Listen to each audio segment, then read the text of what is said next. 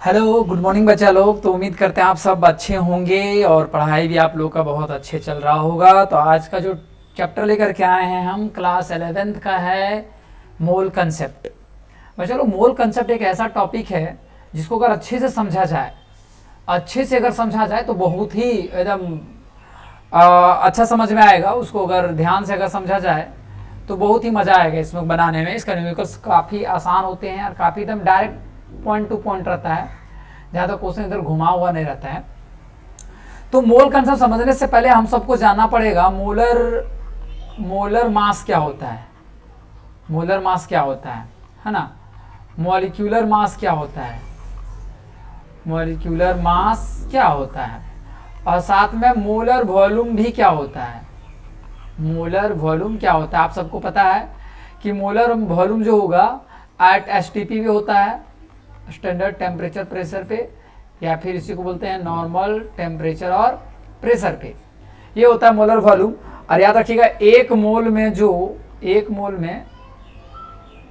क्या हो रहा है, एक मिनट, हाँ पता नहीं यहाँ शायद नहीं लेगा, है ना। थोड़ा सा इसको ये कर लेते हैं, एक मिनट।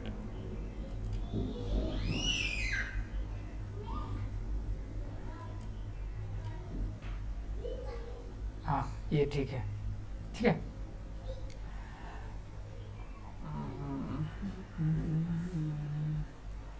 एक मिनट, यहाँ क्यों नहीं दिख रहा, यहाँ उस साइड ये मार्जिन किया हुआ है, इसीलिए नहीं दिखेगा ये। चलिए, तो क्या बोला, एट एसटीपी पे क्या होगा और एनटीपी पे क्या होगा। तो याद रखिएगा ये 22.4 लीटर होता है एसटीपी पे और एनटीपी पे। एक मोल में इतना मोलर वॉल्यूम होता है, याद रखिएगा। आगे जाकर के सब समझा देंगे आपको, है ना। अभी इतना याद रखिएगा। तो ये आपको पता होना चाहिए, molar mass, molecular mass, molar volume. ये मोलर वॉल्यूम इतना ही याद रखिए बस। मोलर वॉल्यूम जो होता है 22.4 लीटर होता है एट एसटीपी पे और एनटीपी पे। मोलर मास का वीडियो ऑलरेडी दे रखे हैं, अगर आप लोग नहीं देखे हैं तो देख लीजिएगा, डिस्क्रिप्शन बॉक्स में इसका लिंक डाल देंगे, आप लोग देख लीजिएगा। देखिए बच्चे लोग, मोल कंसेप्ट समझने से पहले ना हम सबको समझना पड़ेगा, मोल कंसेप्ट को समझने से पहले हम सबको समझना पड़ेगा कि एवोगाद्रो नंबर क्या होता है, या फिर एवोगाद्रो कांस्टेंट क्या होता है। एल्विडो एवोगाद्रो इटालियन एक केमिस्ट था, फिजिशियन भी समझ सकते हो, बहुत बढ़िया काम किया उन्होंने ये बता रखा था कि 12 ग्राम कार्बन एटम्स में 12 ग्राम अगर हम लोग 12 ग्राम अगर कार्बन एटम्स लेंगे, 12 ग्राम कार्बन एटम्स लेंगे, अगर हम लोग कार्बन एटम्स लेंगे तो उसमें कुछ नंबर्स ऑफ मॉलिक्यूल्स होगा, है ना, या फिर समझ लो नंबर्स ऑफ एटम्स होगा। अगर हम लोग क्या करेंगे, 12 ग्राम कार्बन एटम्स ले लेंगे, तो कार्बन एटम्स पे उन्हें काम करा और बोला कि अगर 12 ग्राम कार्बन एटम्स को ले लिया जाए तो उसमें नंबर्स ऑफ एटम्स की जो संख्या होगा ना बहुत ज्यादा होगा। इतना होगा 6.023 10 का पावर 23। बाप रे बाप, इतना ज्यादा होगा। तो इन्होंने ये कैलकुलेशन करा और इसी नंबर को बोलते हैं हम लोग एवोगाद्रो नंबर, और प्यार से इसी नंबर को बोलते हैं हम लोग एवोगाद्रो कांस्टेंट, है ना। तो याद रखिएगा एवोगाद्रो नंबर यही है और इसी को बोलेंगे हम लोग एवोगाद्रो कांस्टेंट, ठीक है। तो देखिए अगर डेफिनेशन अगर बात करें, the numbers of atoms in 12 gram of carbon atoms is called Avogadro number. 12 gram carbon का एटम्स ले लीजिए, उसके अंदर अगर नंबर्स ऑफ एटम्स झांक के देखा जाए किसी डिवाइस से, तो हम लोग को जो पता चलेगा, अगर काउंट करोगे तो 6.023 10 का पावर 23। इसका मतलब समझ रहे हो, 6023 पे आप डाल दिए 20 को जीरो और काउंट करते रहना। काउंट करके अगर पता चल जाए तो हमको कमेंट में जरूर बताना, इतना ज्यादा होगा, ठीक है।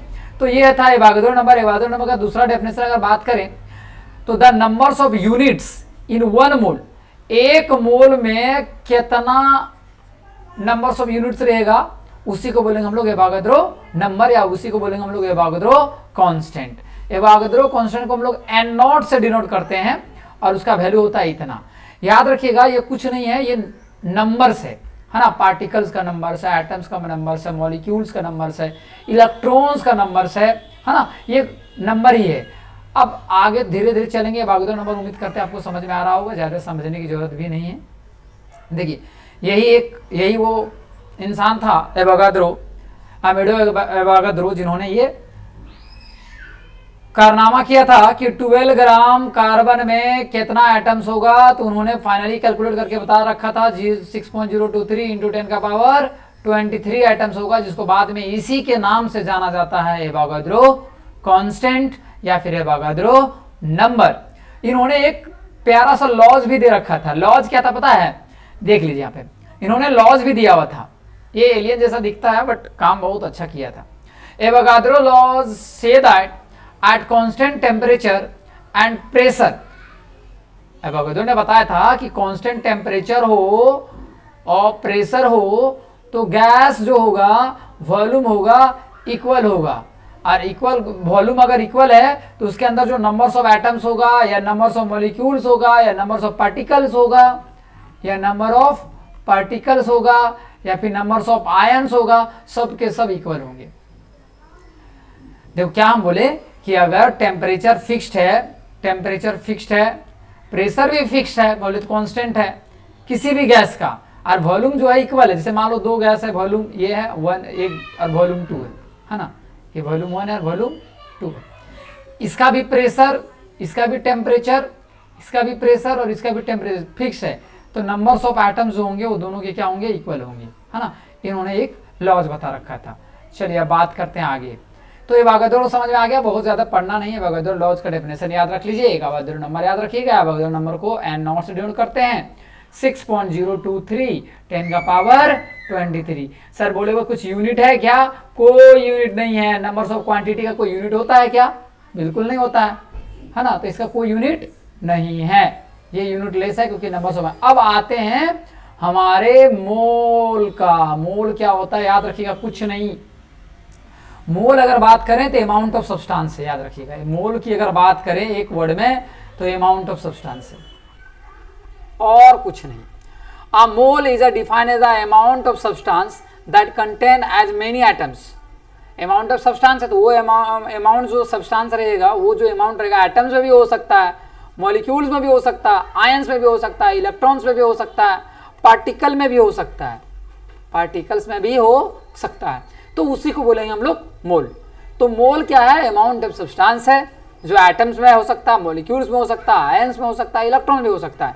एक मोल अगर बात करें बच्चा लोग, एक मोल में जो होगा कितना एटम्स होगा? 6.023 10 का पावर 23 एटम्स होगा एक मोल में, है ना। यह भी बोल सकते हो 6.023 10 का पावर 23 आयंस हो सकता है। एक मोल्स में इतना होता है। तो जैसे हम लोग बचपन में सुनते आए हैं ना कि 12 पीस में 12 पीस कोई क्वांटिटी है, एक डजन, एक डजन बोलते हैं ना, 12 पीस एक डजन। ज्यादातर इंडिया लोग तो 12 पीस मतलब क्या समझ, एक डजन का मतलब केला और क्या अंडा पे समझ लेता, नहीं, 12 पीस मतलब एक डजन। तो उसी तरीके से 6.023 इंटू 10 का पावर 23 है, तो इसका मतलब समझेंगे एक डजन नहीं, समझेंगे एक मोल। तो हम लोग भी एक तरीके समझ सकते हैं कि मोल कुछ हो नहीं है भाई, मोल क्या है?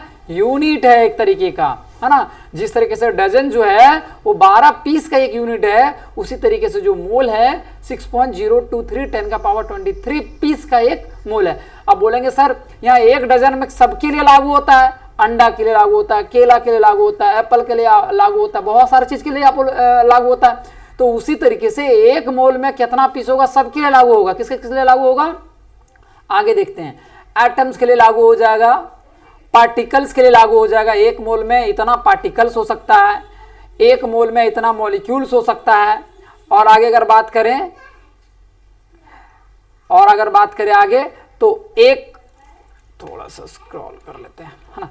चलिए हाँ, एक मोल में जो हो सकता है इतना एटम्स भी हो सकता है ना। एक मोल में इतना एटम्स हो सकता है, एक मोल में इतना आयंस हो सकता है, एक मोल में इतना इलेक्ट्रॉन्स हो सकते हैं, ठीक है ना। जिस तरीके से एक डजन सिर्फ और सिर्फ केला और अंडा के लिए नहीं है, वो बाकी सब चीज के लिए है। उसी तरीके से एक मोल सिर्फ एटम्स के लिए नहीं है, सिर्फ मॉलिक्यूल्स के लिए नहीं है, सिर्फ इलेक्ट्रॉन्स के लिए नहीं है, ये सबके लिए है, आयंस के लिए है, पार्टिकल्स के लिए है ना, इलेक्ट्रॉन्स के लिए है, मॉलिक्यूल्स के लिए है। तो आपको उम्मीद करते समझ में आ रहा होगा कि एक मोल होता क्या है। एक मोल सिर्फ और सिर्फ क्वांटिटी है, किसी भी सब्सटेंस का अमाउंट ऑफ सब्सटेंस है।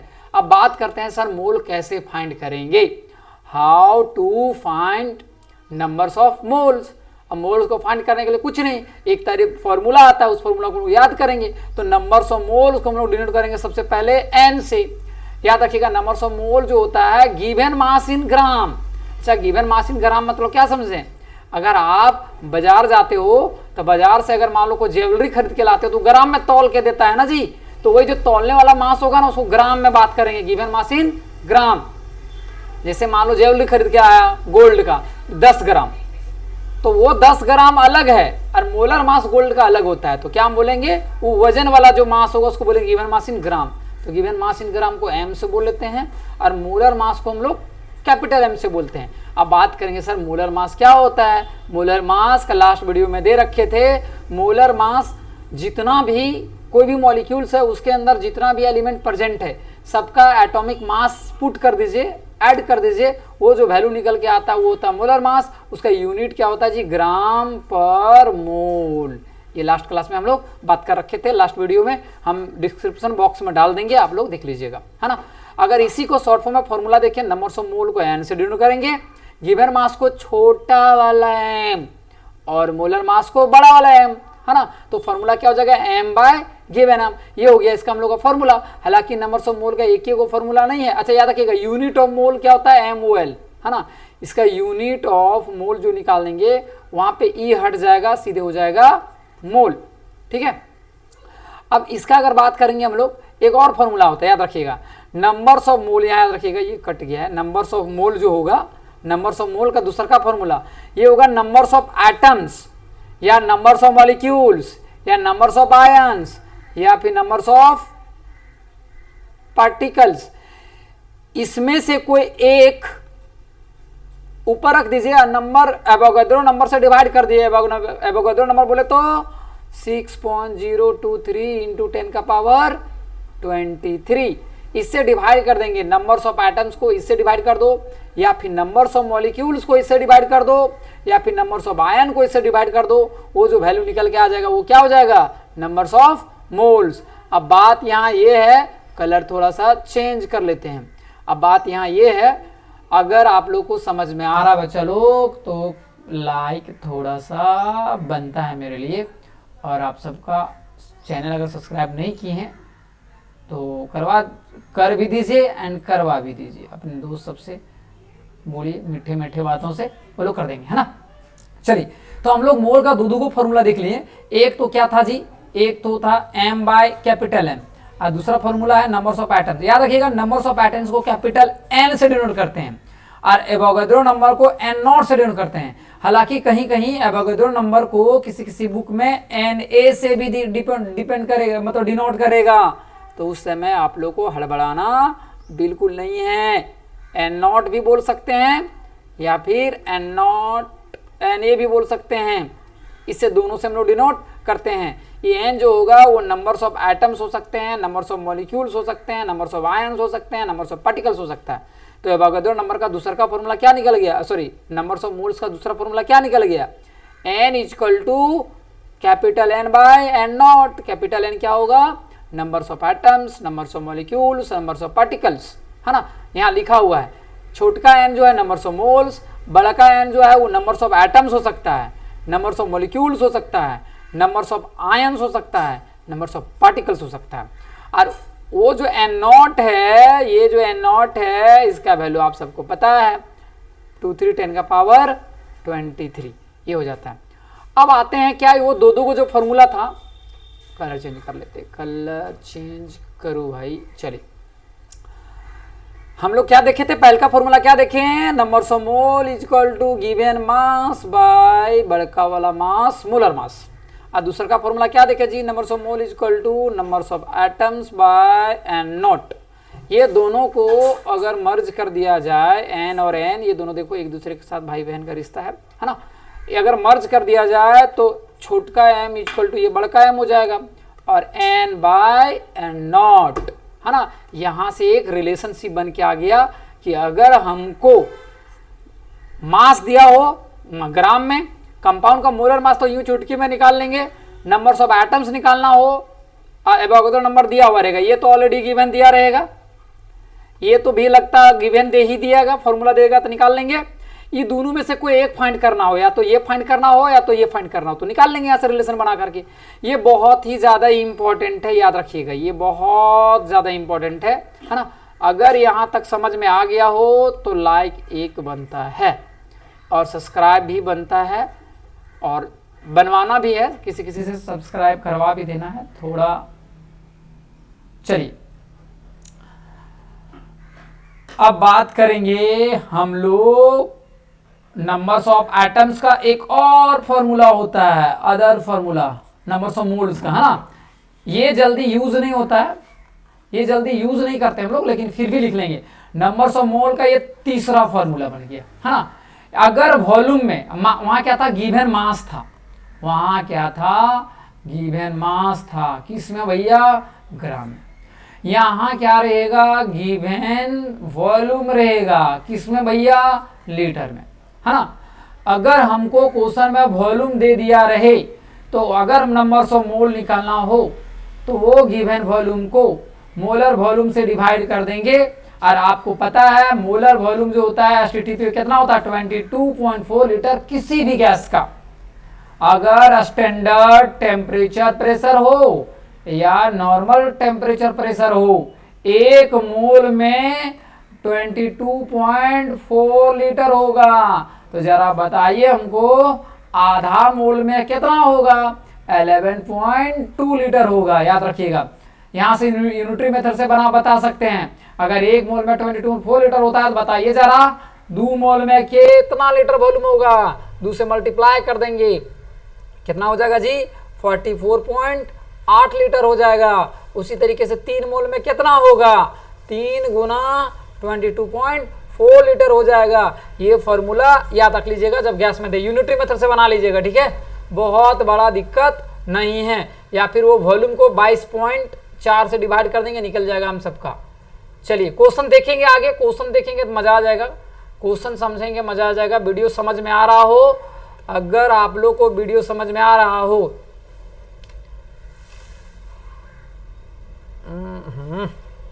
क्या यार,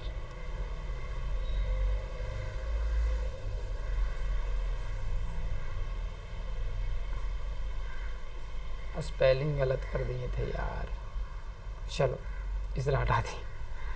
चलो calculate the number of moles, पहला क्वेश्चन न्यूमेरिकल्स है। न्यूमेरिकल्स देखिए, अगर आपको थ्योरी समझ में आ गया होगा तो न्यूमेरिकल्स भी समझ में आ जाएगा। Calculate the numbers of moles of किसका, 392 ग्राम ऑफ सल्फ्यूरिक एसिड। याद रखिएगा कभी भी न्यूमेरिकल्स बनाएंगे तो एकदम ध्यान दीजिएगा, जो थ्योरी दी है उसको रिलेट करेंगे। कैलकुलेट द नंबर्स ऑफ मोल बोले तो हम लोग सॉल्यूशन में जब भी आएंगे तो क्या कैलकुलेट करना, उसको लिखना है numbers of mole. Numbers of मोल बोले तो छोटका n इक्वल टू वाट। ये क्या दे रखा जी, 392 ग्राम, इसका मतलब मास, छोटा m का वैल्यू कितना दे रखा है, 392 ग्राम।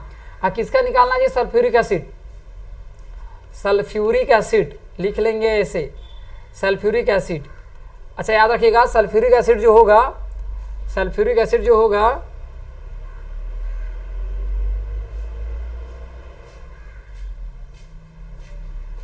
सल्फ्यूरिक एसिड का फॉर्मूला लिख लीजिए, एक मिनट थोड़ा सा, हाँ। सल्फ्यूरिक एसिड का फॉर्मूला क्या होता है, H2SO4। इसका मोलर मास निकालो ना, कैपिटल M को ही बोलते हैं मोलर मास।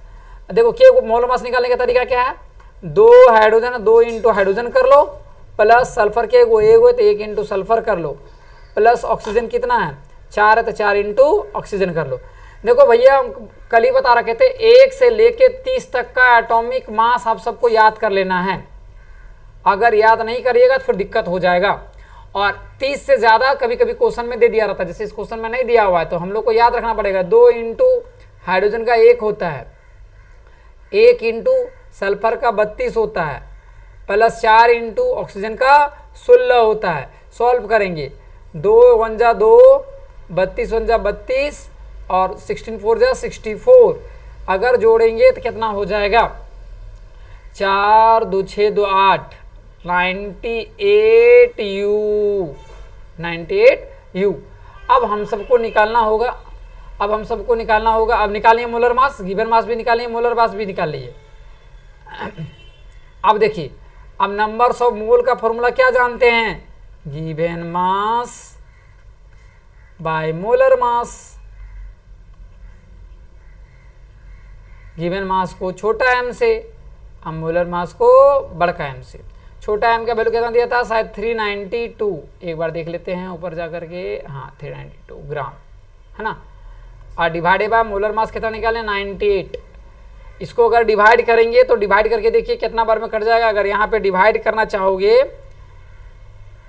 अगर यहाँ पे 392 को डिवाइड करेंगे 98 से तो हाफ कर दो, इसका हाफ कितना हो जाएगा, 49।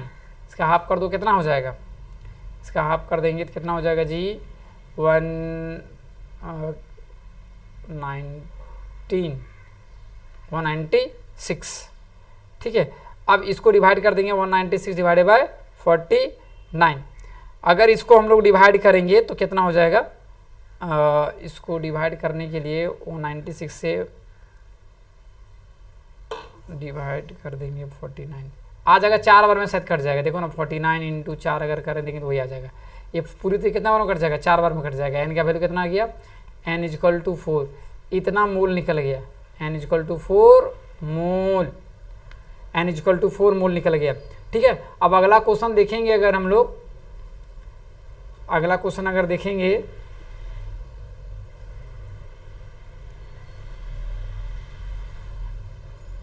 चलिए क्वेश्चन और देख लेते हैं। अगला क्वेश्चन, ढेर सारा क्वेश्चन है इसमें। चलिए अगला क्वेश्चन ये बनाए, देखिए, calculate the numbers of moles of 44.8 litre of carbon dioxide eight STP. तो देखो वॉल्यूम दे रखा है, गिवन वॉल्यूम कितना दे रखा है, 44.8 लीटर है ना, एसटीपी। और नंबर्स ऑफ मोल निकालना है, हम लोग अभी जाने हैं ना वॉल्यूम के केस में, given volume by molar volume. अच्छा, गिवन वॉल्यूम कितना दिया, 44.8, अब मोलर वॉल्यूम कितना होता है एसटीपी पे, 22.4। कट करेंगे तो कितना मोल कट जाएगा, 2 मोल। चलिए, उम्मीद करते समझ में आ गया होगा, डायरेक्ट फॉर्मूला पे ही था। अब बात करते हैं हम लोग, अब बात करेंगे how many moles of iron are present in of pure sample weighing 560.5 gram. ये एक सैंपल है, उसमें हमको निकालना how many moles of iron. ये आयरन का सैंपल है ना, आयरन का सैंपल है। तो थोड़ा सा ऊपर कर लेते हैं स्क्रॉल करके। ठीक है, चलिए, ये आयरन का सैंपल है, इसमें देखना है कि कितना मोल्स है। तो देखो गिवन मास कितना दे रखा है, गिवन मास को हम लोग किससे डिनोट करेंगे, गिवन मास को हम लोग छोटा m से डिनोट करेंगे। कितना दे रखा है, 560.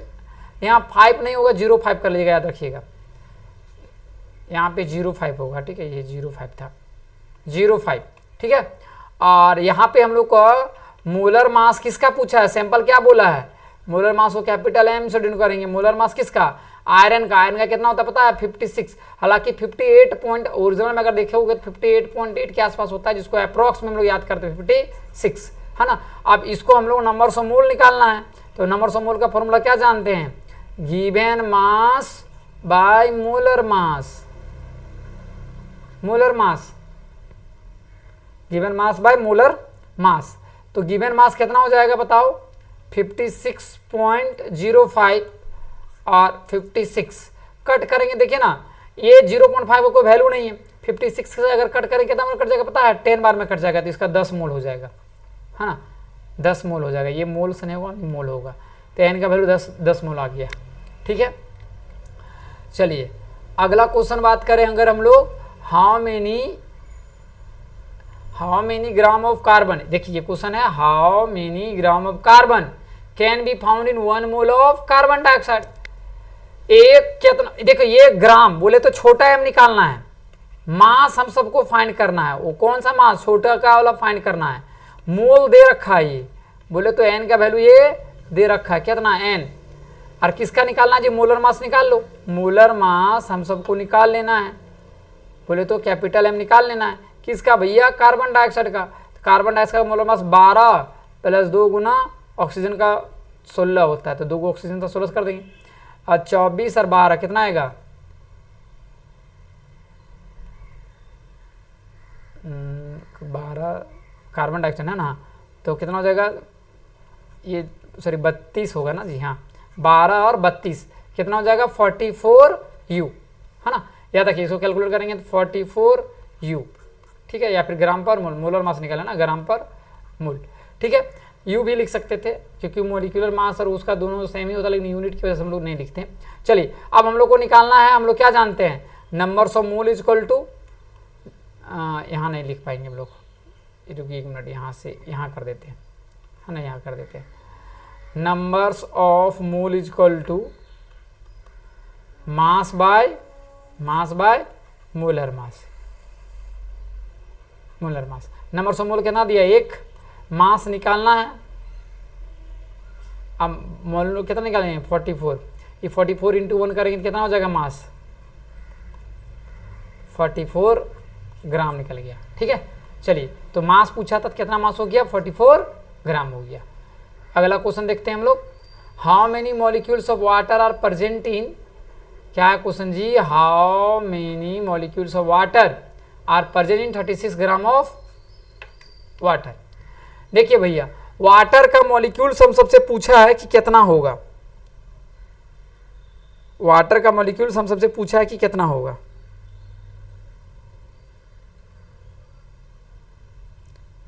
तो सबसे पहले लिख लेते हैं गिवन मास कितना हो सकता है, गिवन मास कितना दे रहा हुआ जी, यहाँ पे सबसे पहले लिखेंगे छोटा m, गिवन मास को छोटा 36, और वाटर बोला है, H2O बोला है, तो इसका मोलर मास निकाल लो H2O का, कितना होगा मोलर मास H2O का, याद रखिएगा 18 होता है, याद रख लीजिएगा। अब हाउ मेनी मॉलिक्यूल्स पूछा है, तो मॉलिक्यूल्स का फॉर्मूला हम लोग निकालने के लिए याद रखिएगा सबसे पहले नंबर्स ऑफ मोल निकालना पड़ेगा। n इक्वल टू क्या होता है, mass by molar mass, mass by molar mass. Mass कितना है 36 और मोलर मास कितना है 18, n निकल जाएगा, कट करके कितना आ जाएगा 2, तो नंबर ऑफ मोल निकल गया 2।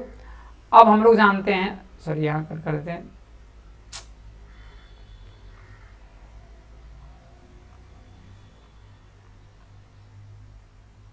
चलिए ये निकल गया कितना 2। अब हम लोग यहाँ से क्या करेंगे, एक यहाँ से, चलिए अब हम लोग को निकालना, हम लोग क्या जानते हैं नाउ, नंबर्स ऑफ मोल का दूसरा का फॉर्मूला क्या जानते हैं जी, numbers of mole is equal to क्या जानते हैं, नंबर्स ऑफ मॉलिक्यूल्स पूछा ना, तो numbers of atoms, numbers of molecules सब तो एक ही चीज था, याद होगा, numbers of molecules by line टेढ़ा हो जा रहा भाई, numbers of molecules by Avogadro number n0, यही ना था, नंबर्स ऑफ मॉलिक्यूल्स, नंबर यहाँ पूछ करते थे numbers of molecules, numbers of atoms, numbers of particles, numbers of ions, तो हम लोग अभी मॉलिक्यूल्स पूछा है तो मॉलिक्यूल्स पुट कर लेंगे।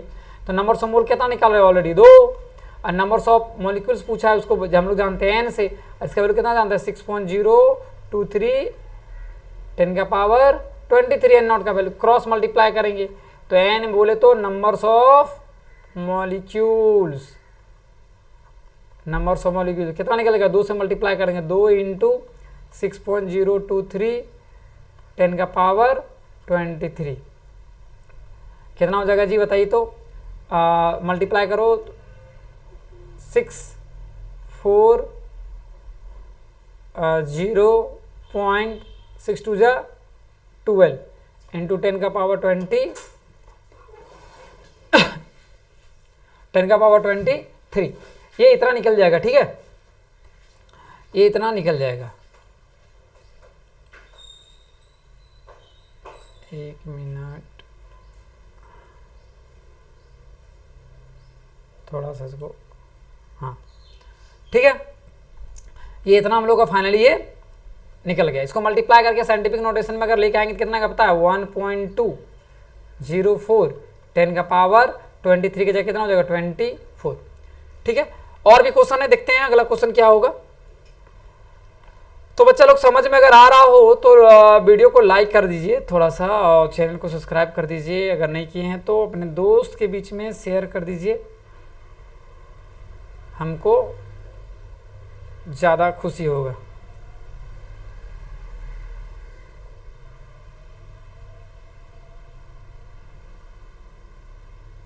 चलिए ये क्वेश्चन देखते हैं। Calculate the number of oxygen atoms in its mass 50 gram of calcium carbonate.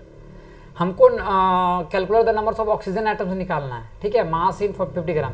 तो मास दे रखा है कितना जी, मास दे रखा है 50 ग्राम, और कैल्शियम कार्बोनेट का CaCO3 का मोलर मास निकाल लेते हैं हम लोग, मोलर मास निकाल लेते हैं कितना। कैल्शियम का होता है एक कैल्शियम, तो 1 इंटू कैल्शियम, कार्बन 1 है तो 1 इंटू कार्बन, ऑक्सीजन 3 है तो 3 इंटू ऑक्सीजन। पुट करेंगे 1 इंटू कैल्शियम का होता है 40, याद रखिएगा 20 होता है उसका एटॉमिक मास, 40 40 हो जाएगा उसका। 1 इंटू कार्बन का हो जाएगा 12, और 3 इंटू ऑक्सीजन का हो जाएगा 16। कितना हो जाएगा 40 प्लस 12 प्लस 48, अगर जोड़ दिया जाए इसको दे दो 60 और 100 यू लिख देना, कोई बात नहीं, यू से काम चलाइए, ग्राम पर मोल होता है लेकिन यू से काम चलाइए, लिख दिए। चलिए अब हमको निकालना है क्या, calculate the numbers of oxygen atoms. अब ऑक्सीजन एटम्स निकालना है तो सबसे पहले नंबर्स ऑफ मोल हम लोग को जाना पड़ेगा। चलो यार नंबर्स ऑफ मोल निकाल लेते हैं। एन इक्वल टू क्या होगा, गिवन मास बाय मोलर मास, तो गिवन मास 50 है और मोलर मास 100 है। कैलकुलेट करने कितना है पता है, 0.5 मोल होगा। अब हम लोग को क्या निकालना है, देखिए भैया ये ऑक्सीजन का निकालना है, और यहाँ पे किसका दिया हुआ है, याद रखो, देखो ये मॉलिक्यूल से किसका, कैल्शियम कार्बोनेट का, लेकिन निकालना क्या है, ऑक्सीजन का। तो ऐसा कहानी जब भी हो तो सबसे पहले यहाँ ऑक्सीजन का मोल निकाल लो। तो ऑक्सीजन का मोल कितना होगा, याद रखो, mole of oxygen, mole of oxygen कितना निकलेगा, कैसे निकलेगा मोल ऑफ ऑक्सीजन। ये मोल ऑफ किसका निकला पता है, कैल्शियम, ये कैल्शियम कार्बोनेट का मोल निकला है ये। अब मोल ऑफ ऑक्सीजन निकालो तो याद रखिएगा मोल्स ऑफ किसी एलिमेंट का निकालना है, मोल ऑफ देखो 0.5 मॉलिक्यूल्स का जितना मास आया, मोल आया, उसको मल्टीप्लाई कर देंगे नंबर्स ऑफ एटम्स के साथ। यहाँ दिखेगा नहीं आप सबको, तो थोड़ा सा यहाँ पे 1 मिनट,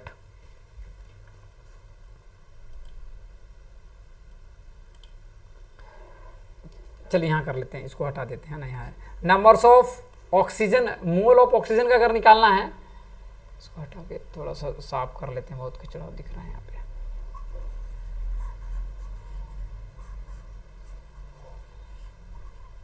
चलिए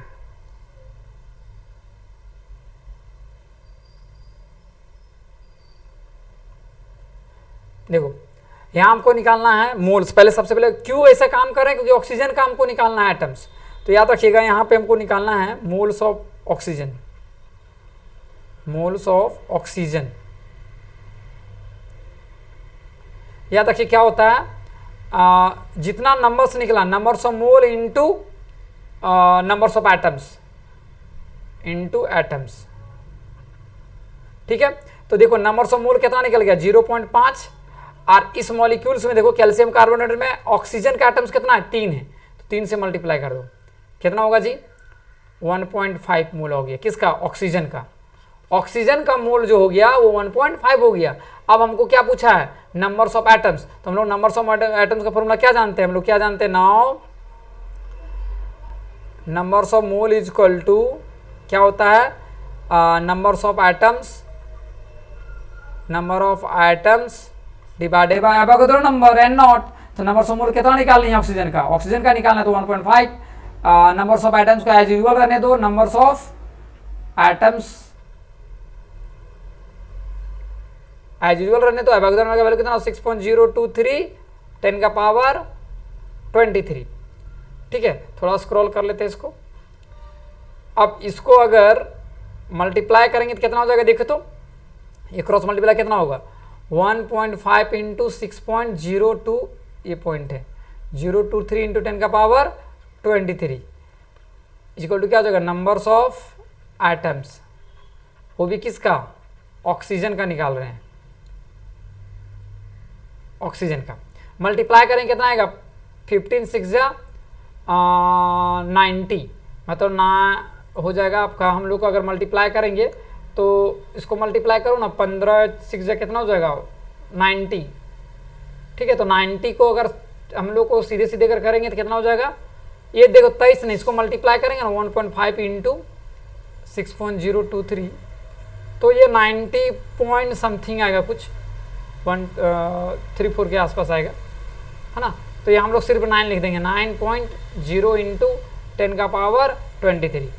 ठीक है, 9.0 इंटू, क्योंकि पॉइंट के बाद काफ़ी छोटा वैल्यू को इग्नोर मार देते हैं। ये निकल जाएगा हम लोग क्या, नंबर्स ऑफ एटम्स, किसका, ऑक्सीजन का, ऑक्सीजन का। ठीक है, चलिए और देखते हैं क्वेश्चन अगर होगा तो और बताते हैं हम लोग। हाँ, अब नहीं है इतनी ही। तो बच्चा लोग अगर और भी आगे दूसरा सेकंड, इसका एक और सेशन लेकर के आएंगे, इसका सेकंड पार्ट लेकर के आएंगे मोल कंसेप्ट का, और उस समय जो भी और भी न्यूमेरिकल्स इसका है सब हम बता देंगे आप लोग को। अगर वीडियो समझ में आ रहा होगा तो लाइक कीजिए, चैनल को सब्सक्राइब कर लीजिए और दोस्तों के बीच में शेयर कीजिए। चलिए, take care, bye bye. Video को जरूर से लाइक कीजिएगा बच्चा लोग। चलो, थैंक यू।